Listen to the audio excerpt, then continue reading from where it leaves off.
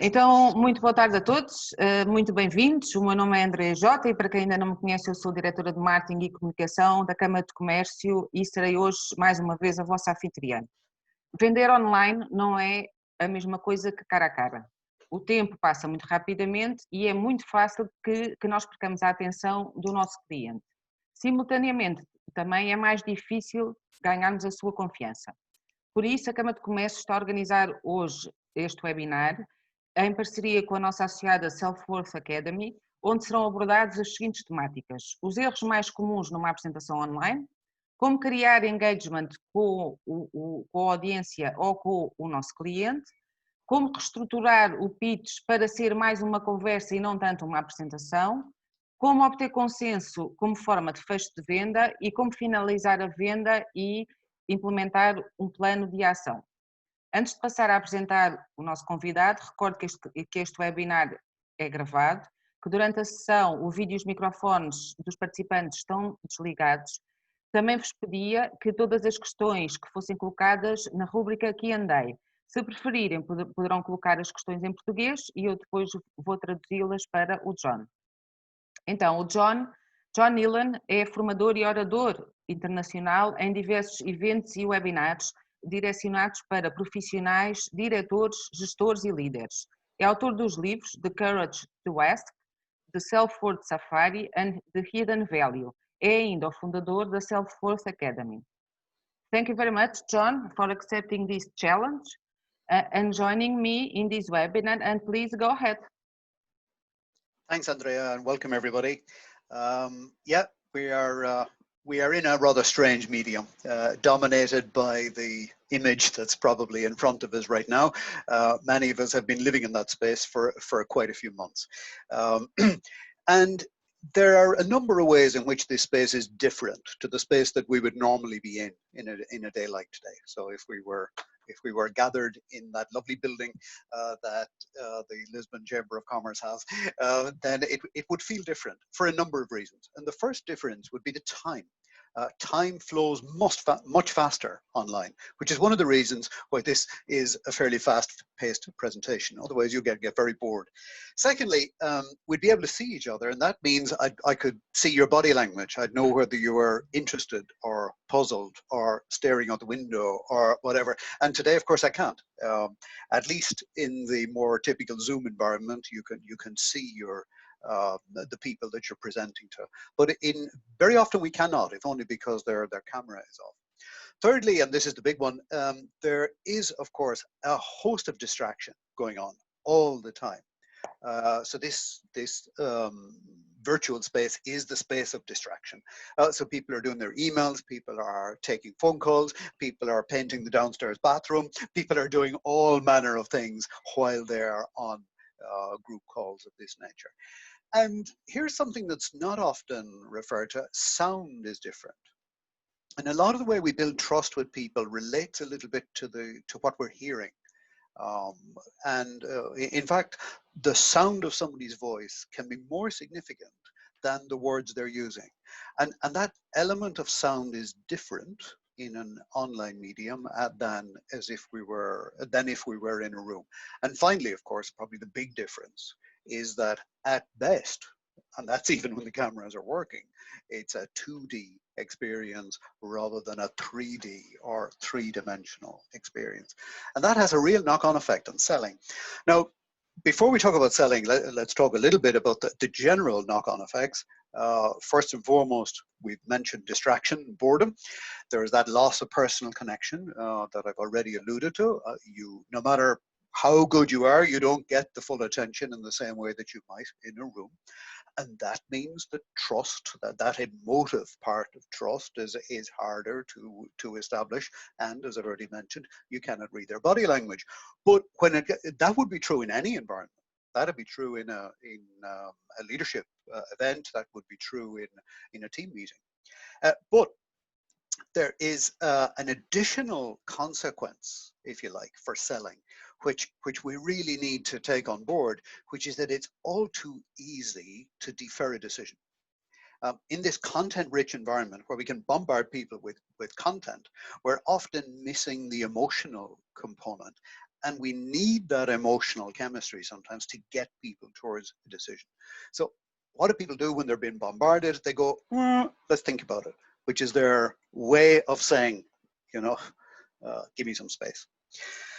I've been working with professionals for quite a few years in a virtual environment, I might add. I decided to do all of my work virtually roughly around the millennium. So this is not such a bizarre experience for me. That most of the work has been about how do we justify and how do we earn higher fees by delivering higher value. So value-based selling has been the heart of my work for roughly 20 years.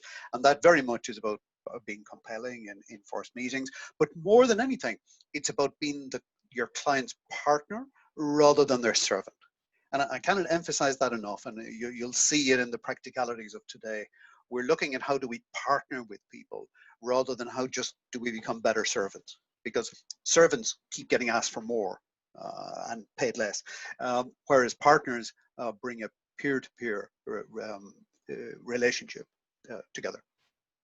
And obviously, part of that is how we price. And I'm not specifically talking about pricing today. That could be another session. But we are primarily today talking about being more compelling in meetings. And clearly, in today's environment, a lot of my work is how to evolve your value proposition to play to where the ball is going in this future economy, rather than just where it already has been. That's all about competitive advantage. And as Andrea has already mentioned, in the little bit of Portuguese that I understand, I have written several books on the subject, more on that later. So our agenda for today is the first bit we've just done. How is online different? We're going to look at some of the common pitfalls next, some of the classic mistakes that are made, and you may relate to some of them. Please don't be too hard on yourself. We've probably all made them. We're going to talk about how we look at engaging people early on in a meeting, because that makes a huge difference to the rest of the meeting. If you can win the first 5 minutes, that makes an enormous difference to the attention that you get. We're going to look at reshaping whatever broadcast you might be thinking of doing as a dialogue. Hard to do here, but you know, we'll try, because that not only gains trust, but it lays the basis for the consensus that we want to get. And clearly, we want to have a consensus that ideally gives you a decision and ideally leads to a project plan for you. I'll pause in a few minutes, but let me just lash through one more slide, and then I'm quite happy to take questions as we go. Let's look at the 4 most common pitfalls. And, you know, they're not the only ones, but let's just, you know, there are some that would happen in any meeting, and then there are some further ones that particularly apply to sales. So there's 2 slides on this. Number 1, long contributions. In a virtual meeting where there's multiple people taking part, you really don't want to be speaking for more than 2 minutes at a time. You're probably feeling it now, and this is a broadcast, this is a presentation. But where you're in a group meeting where everybody has microphones and everybody hopefully has cameras, then you really want lots of short contributions rather than one big 45-minute broadcast. Secondly, noise. Now, ironically, it's not so much a problem if the cat jumps on the desk or the dog comes into the kitchen or the baby cries outside. Well, the baby crying can be an issue, but the visual distractions can actually be interesting. They can humanize, they can, in a strange way, they can create an authentic connection. But background noises, on the other hand, you know, I had to have a little word outside about a lawnmower just before this presentation started. Why? Because even the distant sound of a lawnmower could be hell for you in the next 45 minutes. The third thing we might want to think about is the technical detail. Particularly if you're doing a technical presentation, you really want to think about other ways of getting that across rather than just slogging through a lot of technical detail. And I know that can be a challenge if you're in a technical sale or a financial sale environment, but unfortunately it represents it's a blank check for boredom for participants. And finally, the risk with online is that if you have a rambling conversation that goes in multiple directions, you'll just never get that consensus at the end. As if, that would apply in any environment. In a sales environment, we really want to establish that. We want to be moving the conversation towards a decision. The sixth pitfall that I'll refer to is just the weak opening. That's missing the first few minutes of the meeting. And the classic way that people do that is they make the mistake of talking about themselves at the beginning. And that's nearly always a mistake. As we'll come to shortly, there's a much more powerful opening that will serve you well in the online environment. John, sorry sure, to Andrea. interrupt you. Very welcome. Because some people are with difficulty in hearing you, so if you please speak a little bit more slowly. Sure. Okay, thank you. Thank you. It's the Irish background. We speak more quickly. It's because of all the rain in Ireland, we feel we have to get it all said before the next shower. So the seventh pitfall is being interviewed. It's tough if you're going to be the only person answering the questions and you're faced with 6 people asking you questions. That means it's an interview. And that means you cannot really be a partner if you're being interviewed by 5 people simultaneously. Discounting, don't let's start it today, but it is a pitfall if we are giving discounts too easily or too large a discount too readily, then we'll be forced to do more discounting and more discounting and more discounting. We could perhaps organize a whole separate webinar on that. I'm doing a virtual summit on that very topic with the large UK body in June of freelancers and SMEs, because they feel they're being forced into discounting at the moment, and there are tactics that you can use to avoid that. Number 9, in the way you set up the meeting, just don't be too available. If your diary is empty and you're too available, then that already is creating it's not a partner relationship. So, we might want to think about the scheduling a little bit. And finally, and a lot could be said about this, lack of preparation, which we will start to deal with today. So I've lashed through, probably too quickly. I've gone through the 10 most common pitfalls. You probably didn't come here to talk about pitfalls, but let's move on to the solution. So if it's okay with Andrea, I propose doing exactly that now. Yes, you're fine. So let's address how you open, how you start online. What's your objectives? Well, there's a number. There's not just one. And this is a bit like a Rubik's Cube. We have multiple objectives. And it all has to fit into this incredibly short space of time. Number 1, you want to grab their attention.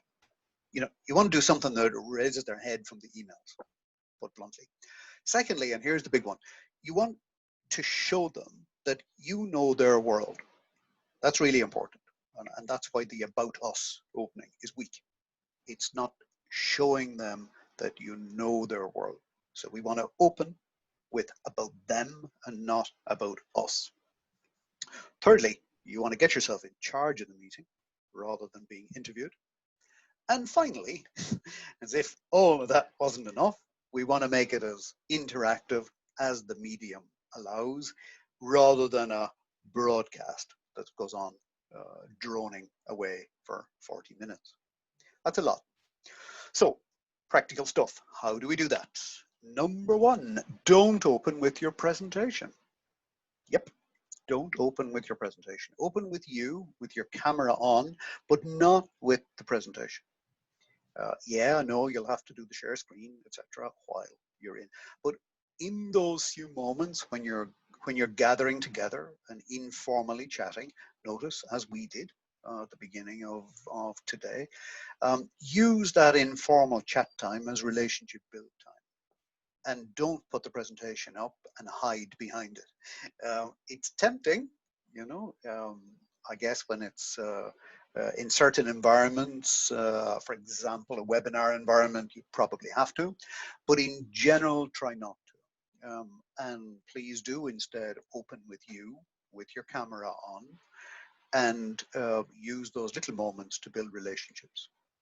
Second, you have an opportunity to get in charge of the meeting even before the meeting begins. And the simple way to do that is your agenda and guidelines. So you want to paste that into the chat as a suggestion, if you like, as early as you possibly can. And ideally send it out beforehand so that it's expected. When you paste your agenda and guidelines in, you are subtly taking control of the meeting, and that's going to serve you well as you do your presentation. And one other good way to do that is make a request at the very beginning. For example, one of the requests that I made of Andrea just before we started is, can we have the questions during the discussion rather than kept at the end? That actually serves multiple purposes. But it is actually, and obviously if you're going to make a request of 200 people, good luck. But more usually in a sales environment, we're dealing with 3, 4, 5, maybe even 2 people, maybe just 1 person. Then making a request is one of the subtle ways in which you get in charge of things. That's why I wrote a book some years ago called The Courage to Ask. Ask for camera on. Some people will not. Why? Because they want to hide what they're doing, usually. Yes, that's the reality. In a fast internet environment, as you have in Portugal, it's never mind those bandwidth excuses. You can ask for camera on and explain why. You know, when I'm doing sales meetings, I simply say, hi, everyone. Normally, we'd be doing this in a room. Can we do the best we can to replicate that environment? So can we switch camera on, please? Doesn't mean that they always do, but at least we get to ask them. And then, which will only take you 2 minutes, then you can start your presentation. What you've subtly done in a very short period of time is you have established that you are in charge of the meeting. Now, we could say a lot more about that, and you know, there's a lot in particularly the preparation. If you want a sample set of those agenda and guidelines, then you might just want to take a photograph of that email address right now, or write it down quite quickly and ping me an email. You might not like my agenda and guidelines. You might go, that doesn't work for me. Fine, then modify them. They'll be in a Word document to make that easy for you, and feel free to use your own. But I really do emphasize the importance of being your client's partner rather than being their servant. And the time to do that is before you solve their problem or before you even give them a solution for their problem, because thereafter you're their servant. John, I have a question for you. What's the most common mistake when we are presenting online, in your experience, of course? Well, apart from all those I've just mentioned, I would just add talking too much. You know, I'm probably doing it now. It's, I guess, if you're the presenter, it's slightly different. But in a meeting environment, I'd make sure I was interrupting myself every couple of minutes, and ideally mixing male and female voices. It's a little thing that makes a big difference. The modulation change between a male and female voice actually keeps a lot of interest in the meeting. Okay, so, as we are doing now, so I hope we are. I hope it works.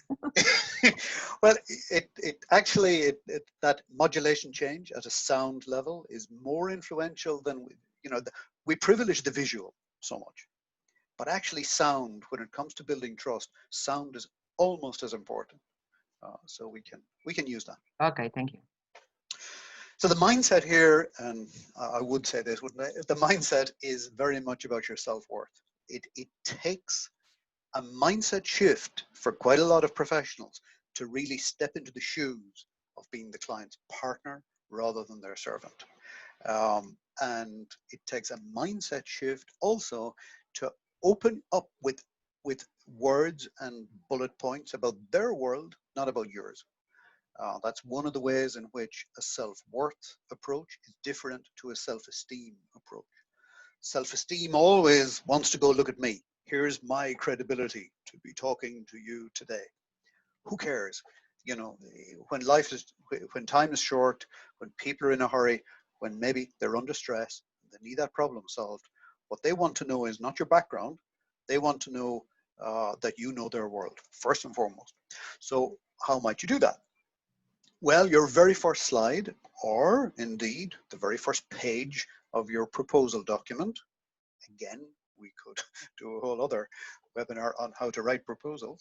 The opening needs to be about them, not about you. So open with some of the key challenges that they are facing, i.e. in their world, not yours. Or here's a classic right now. Name the ways in which their world, in this case X, has changed. 4 ways, 5 ways, 3 ways, you know, not too many ways in which the world has changed. If you have some stunning graphs or facts, and particularly if you're presenting to very empirical organizations, lawyers, accountants, financial people, then open with some facts. But please make the message obvious. I've been at a presentation in Portugal, in Lisbon, where a guy, well, 2 guys actually were co-presenting, and they opened with a brilliant slide. But my God, the message was so deeply embedded in the numbers. You really had to be, you know, you really had to study them to get the point across. So please make sure that the message is easy to grasp. And ideally, if not in your first slide, definitely by your second, include some of the risks. Why? I was going to ask a rhetorical question. Why would I say that? But I see I've already suggested the answer in parenthesis. There's not really much point, is there?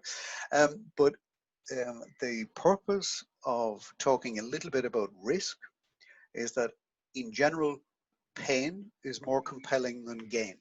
So if you want to be really compelling, then highlight the pain that they may suffer if they don't deal with some of the problems.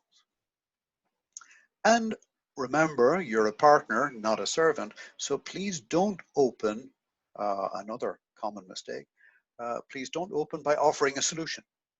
On the contrary, turn up the pain, turn up the risk. Why? Because the presence of that risk will be the cattle prod that helps you get a decision later on.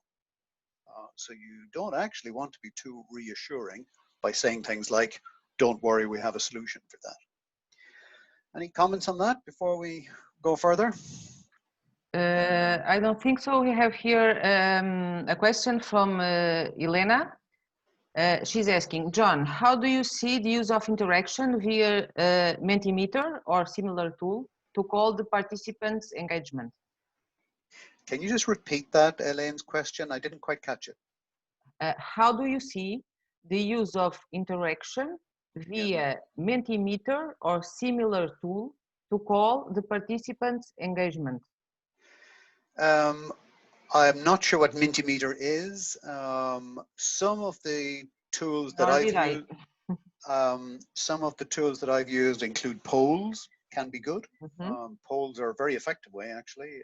I'm not sure that Zoom supports them. I usually do some polls. Yes, because it's a way of we have more interaction and more engagement with the audience, and it's very good because sometimes Mentimeter is a poll software. Okay. So we are talking about the same, the importance of polls. And yes, for me it's very useful because for me and for the speakers also, because sometimes I do some questions about, for instance, which of these digital tools they are using to communicate. And then we can see if people are using more the social media, email marketing, or super. Yes, so it's very good. Yes, Elena. Well, Elena, if I'd known, we'd have put them in for that very reason. I joined Zoom in 2017, And back in 2017, Zoom didn't have polls, indeed, even considerably recently. So this is a new feature, well, relatively new feature in Zoom. GoToWebinar has always had them. WebEx has had them. If I'd known that Zoom had them, we would have prepared polls for this. So great point. Anything that, in fact, we're about to come on to this very point, which is all about engagement. But let's just wrap up on our opening first. So remember what our objectives were. We want to grab their attention. So we want to show them that you know their world. You want to get yourself in charge of the meeting, and you want to make it as interactive as possible from the very beginning. Let's now talk about things like polls and other ways in which we can engage people as early as possible. And that means we want to rethink our presentation as a conversation. And that means you might not get through all your slides, just as I mightn't today, depending on what happens next.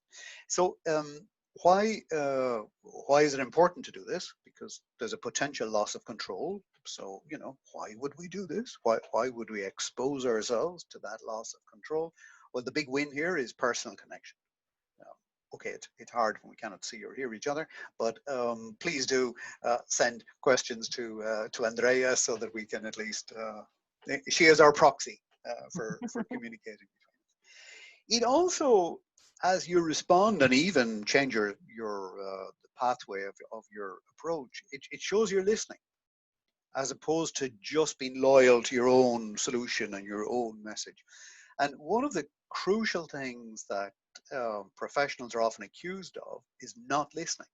So they come in to sell their own thing, and they're not really listening to the complexity of the environment in which they're selling it. So when you actually respond and you reshape your pitch as a dialogue, it shows you're listening. And in doing so, of course, you build trust, and as already alluded to, it actually keeps people on the call as opposed to painting their bathroom or doing their emails, as the case may be. Now, here's the catch. There is a catch, always a catch. When we were planning today, way back before lockdown happened, we were going to do this originally, weren't we, Andrea, as a physical event. Yes. And I was going to talk you through the 7 steps of values-based selling, and we would have spent the whole day on it. So I'm just going to give you the espresso version. But there is a difference online. It's not the same as if we were doing it in a room. So I'm going to do this in 2 parts. First of all, let me give you the 7 steps.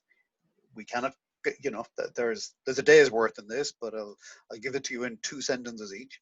The first step is preparation. We've already seen some of that. The second step in value-based selling is not going in with a pitch, but it's exploring need.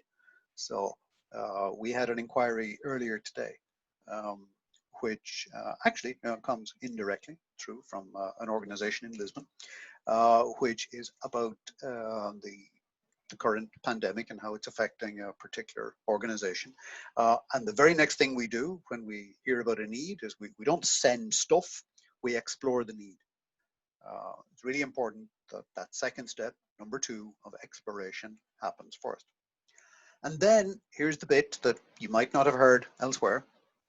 The important thing to then do to establish partnership, relationship, as opposed to just being their servant, i.e. this problem, is to reframe that need, i.e. to tweak it and to add a fresh understanding to that need before we go and put forward the solution. I'll talk about that in detail at the moment because it's a pivotal part of the process. And then we talk about options, which include budget. So that's when you explore money, that's when you explore approaches, that's when you explore what they could do versus what you can do. That's when you explore cheaper alternatives. That's when you explore budget guideline, etc. And at the end of that, you produce a proposal and you deal with the objections. That's a normal buying signal, so let's not walk over them. There will be some objections are to be welcomed, and there may be some negotiation there. As long as each give is accompanied by a get, then no problem. And finally, we have the finer aspects of the agreement and hopefully getting the project underway. and indeed double closing in today's environment, which is a whole science to itself.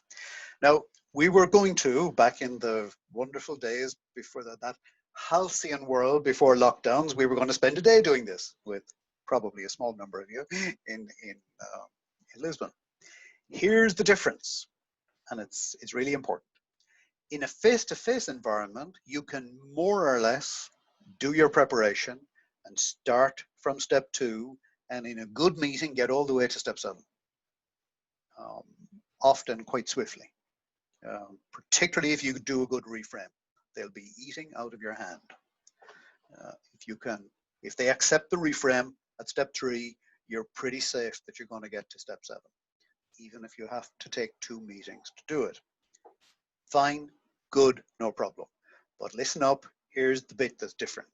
In a virtual meeting, it's actually important that you do your exploration of need first, because you need to actually be opening, pretty much opening, with the reframe. So your opening slide needs to recap what you have discovered about their world, and within a slide or 2, you need to be stepping into what I'll go on to talk about in a moment, which is the reframe.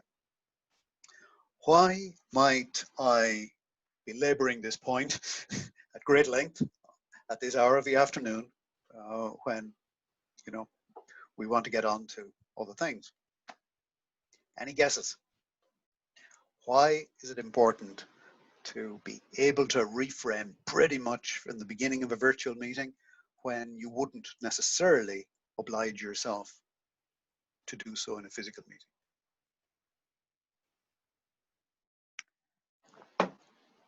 We don't have any guesses until now. No guesses. No guesses until now. I've given you a clue at the beginning. Because time is short? Because time is different. Exactly. Exactly that. No time to ask? Well, the problem is if we go into exploring need, we're going to go this way, because that's always an exploration of context. And as we go into that, we're going to chew up half an hour, and that's fine in a physical meeting because you probably have a lot more time. Usually about an hour and a half of a physical meeting translates into about 30 minutes of a virtual meeting. And that's fine to take the first 20 minutes or even half an hour to go exploring need face to face. I normally would. But if we try to replicate that online, then we don't get to decisions. And I see a lot of that right now. A lot of people are falling straight into that mistake. They've taken their practices that pertained to physical meetings, and they've tried to replicate them into virtual meetings, and it doesn't work. We need to do our fact find first. So I've just said it. I don't think I have to say it again. We want to very early be doing your reframe, which, as I'll detail in a moment, is about outlining your choice of approach. If you want to be a real partner in the relationship, one of the key shifts is campaigning for your choice of approach rather than the choice of you as the supplier. When you're much more likely to be trusted when you campaign for a choice of approach rather than just the choice of you. When I'm campaigning for choice of me, I'm just selling. When I'm campaigning for a choice that's appropriate for the future rather than just for the past, now I'm campaigning for a choice of approach. More on that in a moment. Clear, you know, I could get rhetorical and ask why. I'm watching the clock. This is all about momentum. This is all about keeping people engaged. And as I've said earlier, if you win the reframe, you've probably won the sale, budget permitting. So, can we talk about reframing?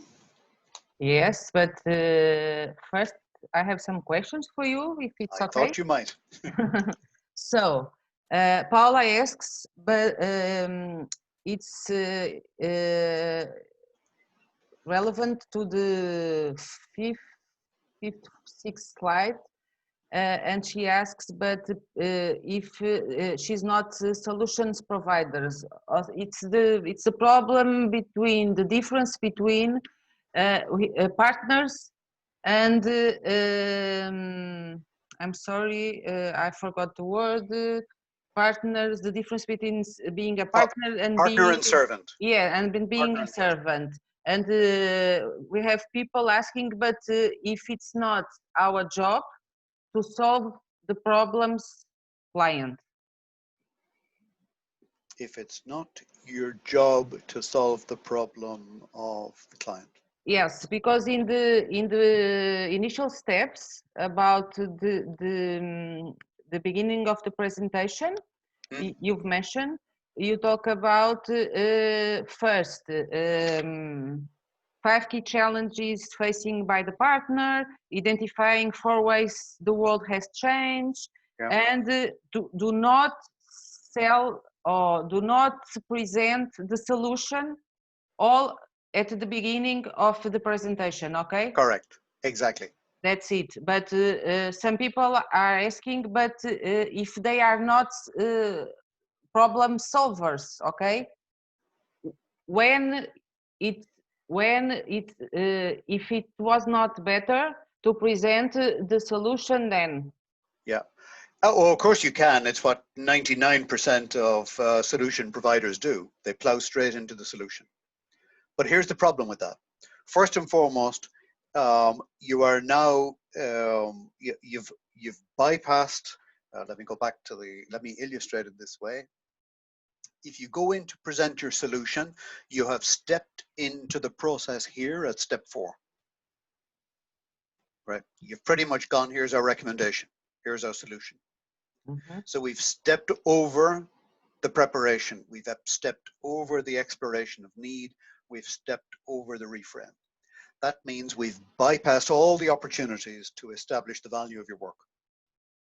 We are now going straight into presenting your expertise or straight into presenting your solution. Therefore, the opportunity to do value-based selling has just disappeared. From now on, here's what you can expect. Number 1, lots of objections. Number 2, lack of ammunition to deal with those objections because we didn't actually do the exploration of need up here. So we're missing the vital ammunition needed for price objections. And number 3, they will just tell you what they want and they'll tell you how you're going to do it and when you're going to do it. And probably they'll tell you how much you're going to do it for. And all they're expecting is, yes, sir, no, sir, 3 bags full, sir. And that's the kind of relationship you're going to have with them forever. The work that we do, particularly that I've been doing for the last 20 years with professionals, is how to get away from these very one-sided relationships. I have never worked with any professional, even a humble bookkeeper or assistant, who cannot raise their game from being servant to partner. You are not condemned ever to be a servant. That doesn't mean, by the way, that we don't believe in client service. Yes, we do. But client service is not client servitude. It's not slavery. And unfortunately, in today's economy, a lot of SMEs and a lot of freelancers are being driven into relationships of indentured slavery. Don't get me started. I can carry this on for a long time with examples. Okay, and Paulo is asking regarding step 3, okay? Yeah. When you go through the reframing of the need, is this like getting the client to recognize the need behind the need by going deeper into the challenge? Thank you, Paulo. You've just restored me to my presentation. This is right just where we stopped. What is this about? It is about shifting the customer's thinking, which could indeed be the need behind the need. Very good. It's one way. It could be adding a new option they've not thought about. It could be reprioritizing things. Maybe they've missed the security element, or maybe they've missed some other vital part of the requirement. It could be, one of my favorites, magnifying the risk, magnifying or drawing attention to some of the hidden pitfalls, because sometimes they will try to do this themselves. So it's no harm to tell them about the pitfall. You don't have to tell them about the answer until they're buying you. But it's certainly no harm to magnify some of the pitfalls up ahead. And it could be, and I've seen this done quite successfully recently, it could be connecting to unconnected things that they want to do, but they've never actually thought of them as being the same challenge. There are many other ways too, but any time that you tweak the customer's thinking, you help them to get a better approach, then you really are creating a value for them. It adds value up front in advance of the sale. It really establishes your credibility as someone who's been there, done that, worn the t-shirt, you know, has the scars and knows what can go wrong. And it gets the customer thinking in different ways, which they will credit you for, sometimes grudgingly. It also builds trust because you're showing you don't just do anything that you're commanded to. You actually know these projects quite well. You know what can go wrong, and you're helping them to build the optimum approach. Which of course is better for everyone. And there is another benefit on it that I should really have added, but I don't want to make too much of it. But often it knocks out the competition. Why? Because if you can tweak the requirements and everyone else is playing to the original set of requirements, well, you have literally changed the game.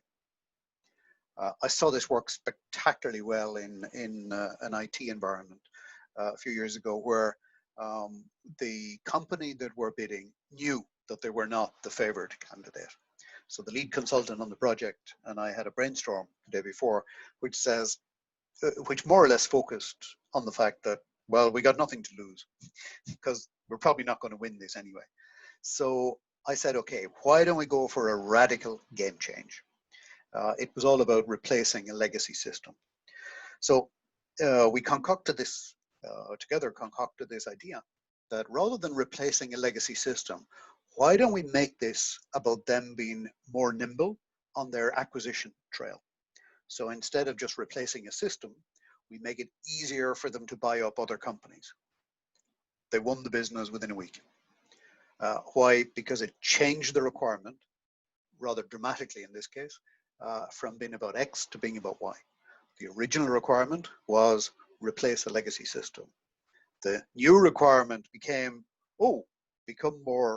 make it easier for us to assimilate new companies by not having this legacy system.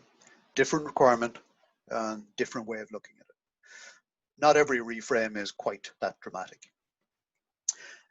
It's useful in so many ways. It really sets you apart from other providers. It educates your clients on the things that matter. It creates momentum as well. And a lot of what we're doing in a short call is we're trying to create momentum.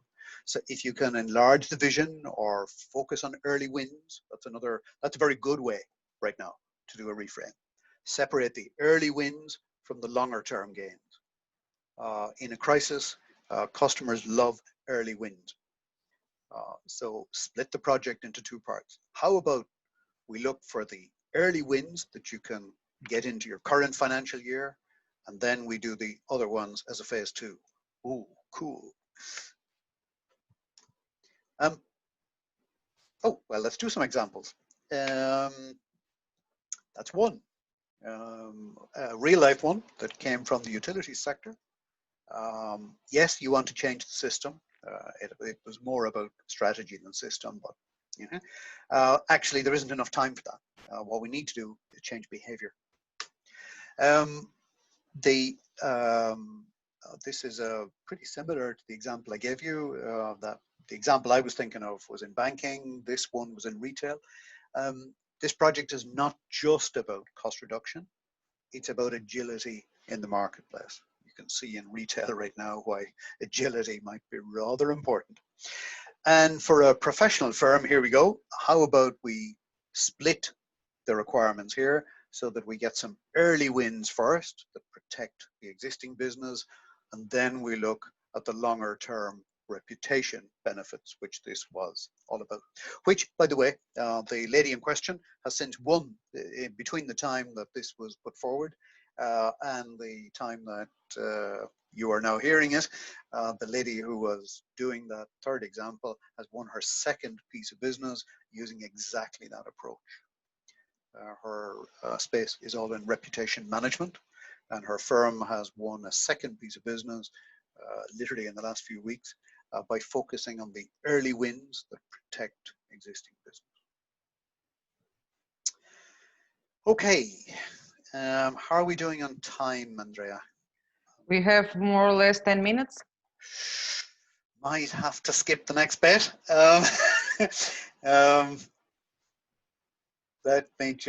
Let's talk about getting consensus. I think that's rather important.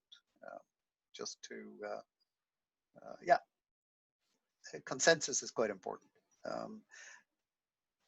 One of the, whether because of time or other reasons, we sometimes will need to check if we've got the consensus that we need.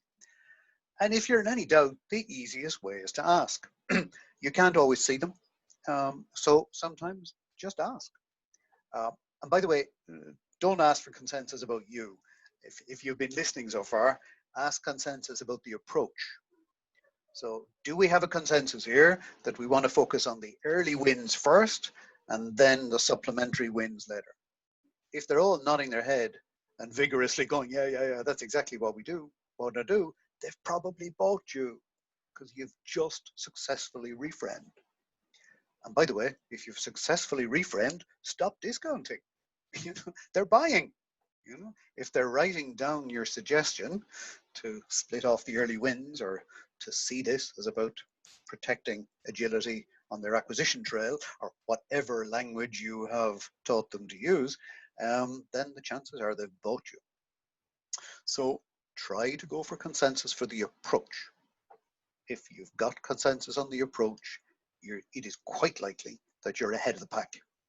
Now you might need another meeting. You might be doing what I'm doing right now and checking with Andrea and going, oh my God, there's only 10 minutes left. So we clearly aren't going to get through the options of the budget in the next 10 minutes. So do we need another meeting? And if so, go right ahead and schedule it. You've got them there. You are, after all, a partner in the relationship. You're not just a servant. I sat in virtually on a meeting last week where the lady running it said exactly this, that we're now a few minutes to go. How about George and Michael and Peter, we take this offline and we convene another meeting before the board meeting in June. And she did that very nicely and they all got enthusiastic about who else should be involved, and clearly she's going to win it. And if you're even further along, you can simply ask, is there anything that stands in the way of us doing X? Again, there's nothing wrong with having the courage to ask. If you feel you're at a closing point, and we cannot do all the skills of closing in one session, but the ideal way to close is on a minor point rather than on a major point. This is particularly true online. Often we try to close with a big ask, when are we signing the contract, or when are we going to do the launch, or whatever it is. It's better to perhaps go, if we were going ahead, who should be at the first meeting? Or who else needs to be consulted to actually start the process? Or, who do we invoice? The admin details could be a minor point. Oh, could you send us your VAT number? If they say yes, we can send you the VAT number. They've probably bought you. So again, close on a minor point rather than the big thing. Should we begin on Tuesday or on Thursday of next week, etc. There are 6 moments in which your self-worth will be really important. You've probably sensed it already, clearly from the beginning in your preparation. Secondly, an area we didn't really cover because it's not part of today, in the discovery questions you ask beforehand. We have, by the way, a whole resource on discovery questions. Just ping me an email and I can send it to you. It definitely takes self-worth to take charge of the discussion, to behave as a partner rather than a servant. Often, some professionals find that quite challenging. They say, you cannot, or I cannot. And of course, they prove themselves right. But for those willing to step up from servant to partner, that can be quite liberating. It definitely takes courage, and it definitely takes self-worth to tweak requirements, to reframe along the way that along the lines we just described. All the way through, it takes courage to focus on value, and it takes a sense of your own worth to be able to focus on the value of your projects. And of course, it takes self-worth to move into execution, which is another way of saying winning the business. So how do you do that? Well, behave as if you've already won it. So if you've done a reframe and they've all written it down, then just move straight into project planning. Close on a minor point, as I've already mentioned. Recap the big why. Why are we doing this? Was it Paulo said the why behind the why? Like that. Recap the why behind the why. Highlight some of the early wins anyway, even if you haven't teased them out at that point. And then offer to connect with each person individually. In other words, to fine-tune startup, etc. If they're willing to do that with you, then there's a good chance you've already won the business. Now, I'm sure there's more questions. Let me just put this up here first, because then we can take questions while we're doing it. For any of the resources I've mentioned, that's the email address. There is an entire online course that goes with this, which I can send you a link to. Even if you're not tuning into any of the topics we've discussed today, I sincerely hope you're looking at repositioning your value proposition for the economy of the future, because those who are not part of the steamroller right now will probably end up being part of the road, as more than one business owner is discovering. And finally, any of the books I've alluded to today are available on Amazon. Back to Andrea. Thank you, John, for your presentation and the tips you share here with us. I think they are very important. And we have some questions. So, sure. Paulo says, sometimes in Portugal, dealing with Portuguese people, we face situations where we all know the client has issues that require an external solution. But in some cases, people is not open enough to disclose what their challenges are, and even admitting they face certain challenge. What is your recommendation on how we can get an open information sharing from the client partner? Yeah, great point, Paulo. I recognize the truth of everything you've just said, not just in Portugal, by the way, but in many cultures. I think we have to, first of all, recognize that it's hard sometimes for a business owner or a business decision maker to share some of the difficulties. They may fear where this information goes. So what I will often do in opening a presentation is I will say, here are some of the typical issues that we come across when we're dealing with ... So when we're dealing with food companies or whatever it is that, being very specific is the key here. And then I will name the very issues that they are trying to be very poker-faced about. And I'll watch their body language very carefully while I'm naming the issues. And the reason I'm doing that is I'm encouraging them to nod their heads, and I'm encouraging them to at least come out of their shells about these things. Of course, as Paulo I'm sure knows, they don't always, but at least what you're doing is you're naming the issues as typical of the sector, even though you know they have them internally. I would never say to a client, under any circumstances, we know you have these issues. It's a recipe for... Okay, thank you. And we have another question from Daniela. You mentioned tools to create a more interactive approach. What is your opinion about including small videos or interactive images in presentations? Will we lose the client's attention? Sometimes, depends on how long they are. I think that's the first thing. Right now, if the number of people in the presentation will fit on a single Zoom screen, then the best thing you can possibly do is personal interaction. Everything else is a second.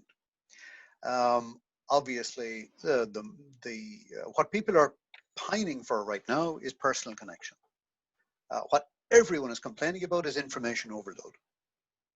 So time and time again, I would go for the personal connection ahead of everything else, even with all the risk that can bring, i.e. controlling it. And then in that context, of course, you can share short little video clips, you can share short little graphics, but again, watch the time limit, watch the timing. If those, a 10-minute video, like who watches a 10-minute video right now? Certainly none of the people that I'm interacting with have the time to watch a 10-minute video. If it's a 1-minute video, maybe. Okay, thank you. And one final question. What other skills, apart from online selling, are important in today's business climate? Great question. Definitely rethinking your pricing, rethinking your value approach to pricing. Very important. Because the chances are the same pricing structure ain't always carrying over. Secondly, repositioning. How you reposition your expertise or your services or your product for the economy of the future. Just because it worked before doesn't necessarily mean it works today. In general, I would add actually just general engaging of people in virtual meetings. Today we've been focusing on selling rather than pricing. That's important. Proposal writing is actually well worth reviewing. A lot of proposals, the typical solution thing that goes on for several pages with the price at the end, missing a key element. Totally missing a key element. Page 1 of the proposal should be all about them. You should make no reference to you at all on the first page of a proposal. It should be all about them, their risks, their opportunities, the why behind the why, the crucial question they need to address. So I would add proposal writing to that list. Okay, and what about the price? You mentioned that to do not put the price in the end of the presentation, correct? I wouldn't, no. If we're following the approach here, and again, there's a whole module, by the way, on pricing in this online course, so I'm going to have to say it in 2 minutes, or even less. I will just direct you to that if pricing is an issue. The mistake that most people make is they price up rather than down. So they price up from effort, like it's going to take so many days and so many hours, and we'll need 3 people, and it's going to be 2 weeks, and X multiplied by Z, and we add a margin, and we get up to here. The learning is to instead learn what the value is, and now go to budget guideline that fits with value, and then go from budget guideline to fee. Why? Because you're going to end up with a significantly higher, much more than I've drawn. With much of the work that we've done over the years, people have doubled and tripled their prices by learning to price from the value down rather than from the cost up. It's a fundamentally different approach to pricing, and it's one that many service providers can benefit quite tangibly from. Okay, so Daniela is asking one final question. When trying to enter a new market and making first connection with prospect new clients, do you have any specific tips for this scenario? Sure. When it's a new market, I think there's 2 things we need to do. One is reach out in research mode. So we'll reach out with questions into a new market rather than reaching out with a pitch or reaching out with an offer. A lot of people try to breach a new market with an offer. It's much easier to penetrate a new market with some very targeted questions about what their issues are. It also allows you to partner up with potential providers. Secondly, find the big why, or the why behind the why. What's happening in their world, or what's going to happen in their world, that's going to make your experience in another market, important. So I recently worked with somebody who's transitioned from the automotive sector into the banking sector. Now you might say that's a hell of a big transition. It is. But surprise, surprise, some of the supply chain issues that apply in automotive are actually really valuable in a banking environment right now. And particularly the project management skills that are very tight in automotive are actually quite needed in some of the service sectors. So as long as you spearhead that with questions first, rather than an offer or a pitch first, then it really enhances the chances of success, Daniela. Thank you, John. Congratulations for your presentation, and I think it was very good to the audience that you have shared with us these kind of tips and suggestions of approaching new clients or existing clients. And obrigada a todos por estarem connosco em mais este webinar. Gostaria de recordar que na próxima quinta-feira, dia 28, vamos falar sobre cibersegurança e na próxima semana, nos dias 2 e 4 de junho, temos também mais 2 webinars, um sobre educação virtual e o outro sobre como crescer nos tempos pós-pandemia. Muito obrigada. Thank you, John. Thanks, everyone. Filomena is saying that you have a nice Celtic tiles. Filomena clearly has a good ear for music. So thank you very much, and I hope to see you soon here in Lisbon. Okay, John? Thanks, everyone. I look forward to being back. Thank you. Bye-bye. Bye-bye, everyone.